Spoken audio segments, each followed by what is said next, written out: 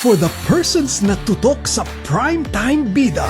Magandang gabi, bayan! For the action. Sisikapin kong tuparin ang responsibilidad ko kahit pakiramdam ko hindi pa ako handa. Ate, extra daw.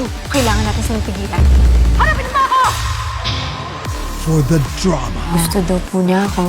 Alisa tayo ng prokonsi. Gusto nyo, iwanan ko ang buhay ko dito at iwanan ko si Sir. Kung aalis ho tayo, bigyan nyo ako ng pagkakataon magpaalam kay Ani. For the suspense. Lahating tao sila, lahating manloloko. Kailangan natin itago to kay Cherry. Pamilya tayo ng mamamatay tao. We don't deserve her. She doesn't deserve this. For the truth.